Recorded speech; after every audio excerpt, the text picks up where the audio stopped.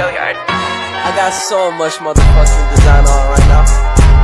Break it down, bring it back, make it clap. I got 3 old thoughts, new block, where that day. Bitches on my line, and you know. Assalamualaikum warahmatullahi wabarakatuh. Perkenalkan, saya Enisa Toliskina, NIM 223810902080. Saya dari Prodi Bimbingan Konseling Pendidikan Islam. Saya dari kelas C, angkatan 2022. Pada kesempatan kali ini, saya akan mereview salah satu jurnal untuk memenuhi tugas mata kuliah Manajemen dan Kepemimpinan Pendidikan Islam yang diampu oleh dosen Bapak Khotibul Umam MT. Baik, jurnal yang akan saya review di sini berjudul Pengambilan Keputusan di Lembaga Pendidikan. Dengan nama jurnal Jurnal Pendidikan Islam dengan jumlah 25 halaman. Jadi, penulis jurnal ini adalah Hasbi Abduh. Kata kunci dari jurnal ini, keputusan lembaga pendidikan. Baik, hasil penelitian dari jurnal ini, pengambilan keputusan menurut Atmo Sudirjo bahwa decision atau keputusan adalah suatu pengakhiran atau pemutusan daripada suatu proses atau pemikiran tentang suatu masalah atau problem untuk menjawab pertanyaan apa yang harus diperbuat guna untuk mengatasi masalah tersebut, dengan menjatuhkan choice pada salah satu alternatif yang tertentu. Keputusan adalah pemilihan di antara alternatif-alternatif. Definisi ini mengandung 3 pengertian.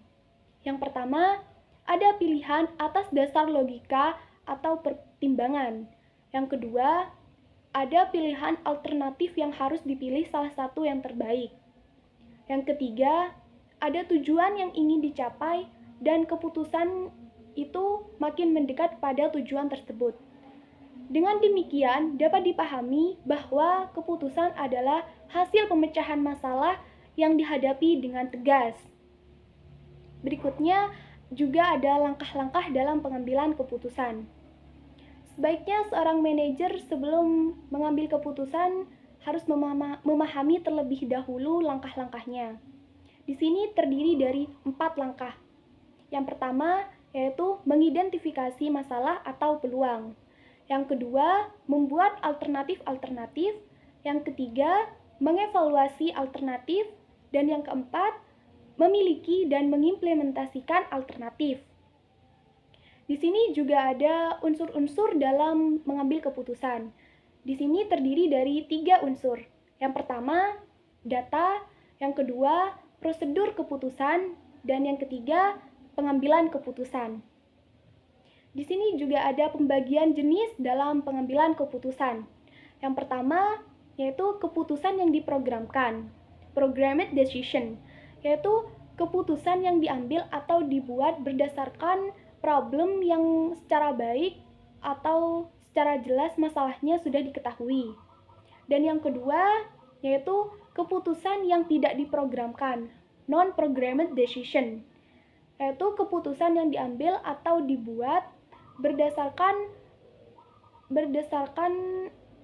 masalahnya yang tidak secara jelas, secara baik tidak diketahui masalahnya. Baik, poin selanjutnya di sini ada pengambilan keputusan di lembaga pendidikan. Pengambilan keputusan ini sangatlah urgen bagi setiap orang, terutama bagi pimpinan atau manajer. Eksistensi seorang pimpinan atau manajer dapat dilihat dari berbagai kebijakan dan keputusan yang diambilnya. Karena pimpinan atau seorang manajer yang efektif dapat dilihat dari bagaimana cara dia mengambil kebijakan atau keputusan yang relevan.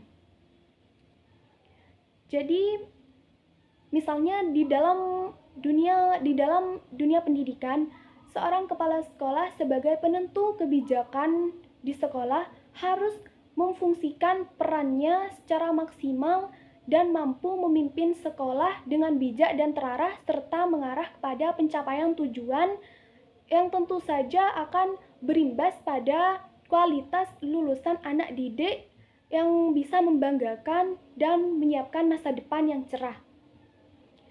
Oleh karena itu, kepala sekolah ini harus mempunyai wawasan, keahlian manajerial, dan karisma kepemimpinan, dan juga mempunyai wawasan pengetahuan yang luas tentang tugas dan perannya sebagai kepala sekolah. Dengan demikian kepala sekolah memiliki sifat yang sudah saya jelaskan tadi, maka kepala sekolah tersebut dapat mengelola segala aspek yang ada di sekolah dengan yang secara baik. Jadi, kesimpulan dari jurnal ini yaitu keputusan adalah hasil pemecahan masalah yang dihadapi dengan tegas. Dan dalam kepemimpinannya, seorang kepala sekolah harus mampu memilih alternatif keputusan yang tepat untuk mencapai suatu tujuan organisasi dalam meningkatkan kinerja dalam pendidikannya agar tercapai secara optimal.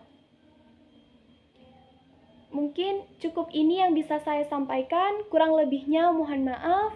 Wassalamualaikum warahmatullahi wabarakatuh.